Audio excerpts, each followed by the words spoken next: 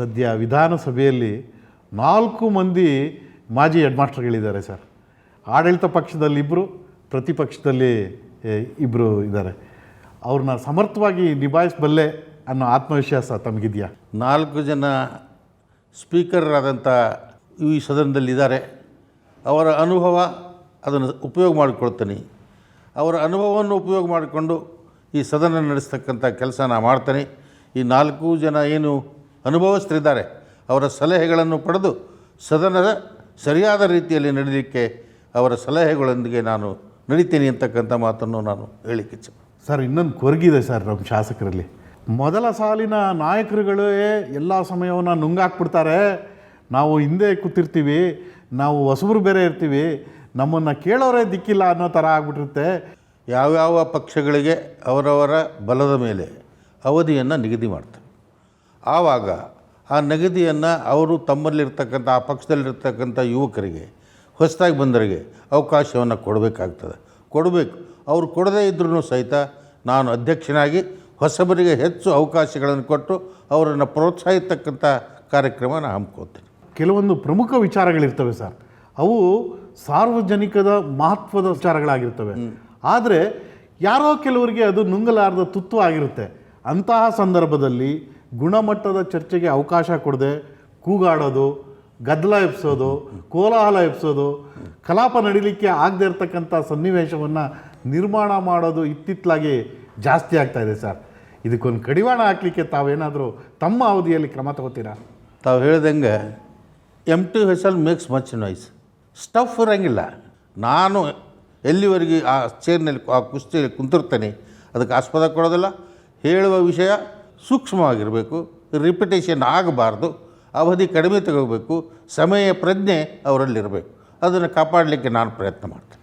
ತಮ್ಮ ವೈಯಕ್ತಿಕ ಅನುಭವದಲ್ಲಿ ವಿಧಾನ ಪರಿಷತ್ತಿನ ಅಗತ್ಯ ಇದೆಯಾ ಇಲ್ವಾ?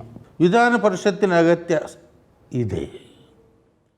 ಎಲ್ಲ ರಾಜ್ಯಗಳಲ್ಲಿಲ್ಲ. ತಾವು ಹೇಳ್ದಂಗೆ 7 ರಾಜ್ಯಗಳಲ್ಲಿ ಮೇಲ್ಮನೆಯ ಅದೇ ಅನೇಕ ಜನ ಏನು ತಿಳ್ಕೊಂಡ್ಬಿಟ್ಟಿದ್ದಾರೆ, ರಾಜಕೀಯ ಸಂತ್ರಸ್ತರಿಗೆ ಅವಕಾಶ ಕೊಡೋಕ್ಕೆ ಮೇಲ್ಮನೆ ಇದೆ ಅಂತಕ್ಕಂಥ ಭಾವನೆ ಇದೆ. ನೋ, ಆಗ್ತಾ ಇದೆ ಸರ್, ಈಗ ಆಗ್ತಾ ಇದೆ. ಇಲ್ಲ ಅಂತಲೂ ನಾನು ಹೇಳೋದಲ್ಲ, ಅದನ್ನು ಒಪ್ತೇನೆ. ಅದರ ಉದ್ದೇಶ ಅದು ಅಲ್ಲ.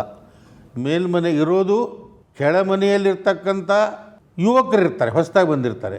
ಮೇಲ್ಮನೆ ರಚನೆ ಹೆಂಗಾಗಿರ್ತದೆ? ಹಿರಿಯರು, ಬುದ್ಧಿವಂತರು, ಅನೇಕ ಕ್ಷೇತ್ರಗಳಲ್ಲಿ ಪರಿಣಿತರು ಅಂಥವ್ರು ಅಲ್ಲೇ ಆಯ್ಕೆ ಆಗಬೇಕು. ಆದರೆ ಆಗ್ತಾ ಇರೋದೇನು ಸರ್? ಆಗಬೇಕು. ಕೆಲವೊಂದು ಸಂದರ್ಭದಲ್ಲಿ ತಪ್ಪಾಗಿವೆ, ಅದು ಆಗಬಾರ್ದು.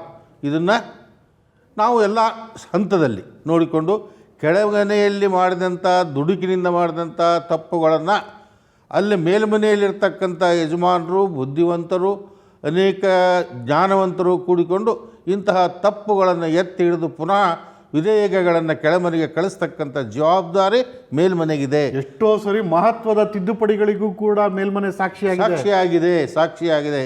ಆ ರೀತಿ ಆಗಬೇಕು ಅಂತಕ್ಕಂಥದ್ದು ನನ್ನ ಆಸೆ ಇದೆ. ಮೇಲ್ಮನೆ ಇರಬೇಕು, ಅದನ್ನು ರದ್ದುಪಡಿಸಬಾರ್ದು. ಭಾಳ ಅವಶ್ಯಕತೆ.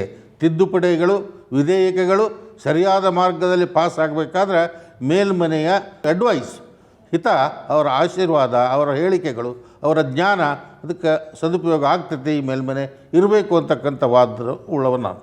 ಸರ್, ಸಾರ್ವತ್ರಿಕವಾಗಿ ಒಂದು ಅಭಿಪ್ರಾಯ ಇದೆ ಸರ್, ಶಾಸಕರ ಹೊರ ರಾಜ್ಯ ಮತ್ತು ವಿದೇಶ ಪ್ರವಾಸಗಳ ಬಗ್ಗೆ ಅವರಲ್ಲೊಂದು ಕೆಟ್ಟ ರೀತಿಯ ಅಭಿಪ್ರಾಯ ಉಂಟಾಗಿದೆ ಸರ್.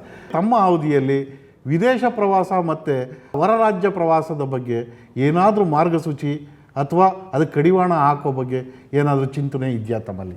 ನೋ, ವಿದೇಶಕ್ಕೆ ಹೋಗಲೇಬಾರ್ದು ಅಂತಲ್ಲ, ತಪ್ಪು. ಅದಕ್ಕೆ ಹೋಗಬೇಕು. ಯಾವ ಉದ್ದೇಶ ಇಟ್ಕೊಂಡು ಹೋಗ್ತೇವೆ ಆ ಉದ್ದೇಶ ಈಡೇರಿಸ್ಕೊಂಡು ಬರಬೇಕು. ಅಲ್ಲಿ ಏನು ನಮಗೆ ಕಲಿತಕ್ಕಂಥದ್ದಿದೆ ಕಲಿತು ಬಂದು ಇಲ್ಲಿ ಅದನ್ನು ಕಾರ್ಯರೂಪಕ್ಕೆ ತಂದು ನಮ್ಮ ರಾಜ್ಯಕ್ಕೆ ಅನುಕೂಲಕರವಾಗ್ತಕ್ಕಂಥ ಶಾಸನಗಳನ್ನಾಗಲಿ ಪದ್ಧತಿಗಳನ್ನಾಗಲಿ ಅಳವಡಿಸಿಕೊಳ್ತಕ್ಕಂಥದ್ದು ವಿದೇಶ ಪ್ರವಾಸದ ಮೂಲ ಉದ್ದೇಶ ಇರ್ತದೆ. ವಿದೇಶ ಪ್ರವಾಸ ಸಂಪೂರ್ಣ ನಿಷೇಧ ಮಾಡಬಾರ್ದು, ಅನಾವಶ್ಯಕವಾಗಿಯೂ ಮಾಡಬಾರ್ದು. ಸರ್, ತಾವು ಕೆರೆ ಸಂರಕ್ಷಣೆಗೆ ಸಂಬಂಧಪಟ್ಟಂತೆ ಸದನ ಸಮಿತಿಯ ಅಧ್ಯಕ್ಷರಾಗಿದ್ರಿ. ತಾವು ಅನೇಕ ವಿಚಾರಗಳಿಗೆ ಸಂಬಂಧಪಟ್ಟಂಗೆ ಸೂಚನೆಗಳನ್ನು ಕೂಡ ಈಗಾಗಲೇ ಕಾರ್ಯಾಂಗ ಕೊಟ್ಟಿದ್ದೀರಿ ಮತ್ತು ಇನ್ನೊಂದಷ್ಟು ಕೆಲಸ ಪೆಂಡಿಂಗೂ ಇದೆ. ತಾವು ಈಗಲೂ ಕೂಡ ಆ ಸಮಿತಿಯ ಅಧ್ಯಕ್ಷರಾಗಿ ಮುಂದುವರಿತೀರಾ? ಖಂಡಿತ ನಾನು ಮುಂದುವರಿತೀನಿ. ಪಕ್ಷಾತೀತವಾಗಿ ಎಲ್ಲರೂ ಇಲ್ಲ ನೀವು ಕೆರೆ ಒತ್ತುವರಿ ಆ ಸಮಿತಿ ಅಧ್ಯಕ್ಷ ನೀವೇ ಮುಂದುವರಿಬೇಕು ಅಂತ ಬಿ ಜೆ ಪಿಯವರು ಹೇಳಿದರು, ಇತರೆದವರು ಹೇಳಿದರು, ಕಾಂಗ್ರೆಸ್ನವರು ಹೇಳಿದರು. ನಾನು ಒಪ್ಕೊಂಡಿದ್ದೇನೆ, ನಾನು ಮುಂದುವರಿಸ್ತೇನೆ. ನನಗೆ ಅನ್ನಿಸ್ತದೆ ಪ್ರಾಮಾಣಿಕವಾಗಿ ಈ ಕಮಿಟಿಯ ಮೌಲ್ಯವನ್ನು ತಿಳ್ಕೊಂಡು ಸಾಕಷ್ಟು ಕೆಲಸ ಮಾಡಿದ್ದೇನೆ, ಭಾಳ ಕೆಲಸ ಮಾಡಿದ್ದೀನಿ. ಇನ್ನೂ ಸ್ವಲ್ಪ ಕೆಲಸ ಇದೆ. ಇಷ್ಟರೊಳಗೆ ನಾನು ಮುಗಿಸ್ಬೇಕು ಅಂತ ಪ್ರಯತ್ನ ಮಾಡಿದೆ. ಆದರೆ ಇತ್ತಿತ್ತಲಾಗಿ ನ್ಯಾಷನಲ್ ಗ್ರೀನ್ ಟ್ರಿಬ್ಯುನಲ್ಲು ಒಂದು ಒಳ್ಳೆಯ ಆದೇಶವನ್ನು ಕೊಟ್ಟಿದೆ. ಬಫರ್ ಝೋನ್ ಬಗ್ಗೆ ಒಂದು ಮಹತ್ವದ ಆದೇಶ ಬಂದಿದೆ. ಅದನ್ನು ನಾನು ಕಾರ್ಯರೂಪಕ್ಕೆ ತರಬೇಕಾಗಿದೆ. ಅದಕ್ಕೆ ಸ್ವಲ್ಪ ಟೈಮ್ ಬೇಕಾಗಿದೆ. ಈಗಾಗಲೇ ಆದೇಶವನ್ನು ನಾನು ಕೊಟ್ಟಿದ್ದೇನೆ. ಕೆರೆಗಳಿಗೆ 75 ಮೀಟ್ರು, ರಾಜಕಾಲುವೆಗಳಿಗೆ 50, 35, 25 ಮೀಟ್ರ್ಗಳು, no building zone, that is called the buffer zone, ಅದನ್ನು ಮೇಂಟೈನ್ ಮಾಡಬೇಕು. ಆ ದಿಶೆಯೊಳಗೆ ಈಗ ಪ್ರಯತ್ನ ನಡೆದಿದೆ, ವರದಿಗಳು ಬರ್ತಾ ಇದೆ. ಈಗ ನಾನು 3 ಆದೇಶಗಳನ್ನು ಕೊಟ್ಟಿದ್ದೇನೆ. ಈಗಾಗಲೇ ಕಟ್ಟಿದಂಥ ಬಿಲ್ಡಿಂಗುಗಳನ್ನು ಸರ್ಕಾರ ಏನು ಕ್ರಮ ತೆಗೆದುಕೊಳ್ತದೋ ತಗೊಳ್ಳಿ. ಆದರೆ ಈ ಮುಂದೆ ಕಟ್ಟಲಿಕ್ಕೆ ಯಾವುದೇ ರೀತಿಯಿಂದ ಪರ್ಮಿಷನ್ ಆಗಲಿ, ನೋ ಅಬ್ಜೆಕ್ಷನ್ ಆಗಲಿ ಯಾವುದೇ ಇಲಾಖೆಯಿಂದ ಬಫರ್ ಝೋನ್ನಲ್ಲಿ ಕೊಡಬಾರ್ದು. ಈಗ ಪರ್ಮಿಷನ್ ಕೊಟ್ಟು ಅರ್ಧಂಬರ್ಧ ಕಟ್ಟಿದ್ರೂ ಸಹಿತ ಅದು ಮುಂದುವರಿಬಾರ್ದು ಅಂತಕ್ಕಂಥ ಆದೇಶವನ್ನು ನಾನು ಕೊಟ್ಟಿದ್ದೇನೆ. ಅದರಂತೆ ಅಧಿಕಾರಿಗಳ ಮೇಲಿಂದ ಮೇಲೆ ವಾರಕ್ಕೊಮ್ಮೆ ಮೀಟಿಂಗ್ ಕರೆದು ಚಾಟಿ ಏಟು ಕೊಡ್ತಾಯಿದ್ದೀನಿ. ಅನೇಕ ಕಡೆ ಅದು ಕಾರ್ಯರೂಪಕ್ಕೆ ಬರ್ತಾಯಿದೆ. ಸರ್, ಕೊನೆಯದಾಗಿ ರಮೇಶ್ ಕುಮಾರ್ ಅವರು ಮತ್ತು ಕಾಗೋಡು ತಿಮ್ಮಪ್ಪ ಅವರು ಆಗಿದ್ದಾಗೆ ಸರ್ಕಾರಕ್ಕೆ ಚಾಟಿ ಕೊಟ್ಟು ಸುದ್ದಿ ಆಗ್ತಾಯಿದ್ರು.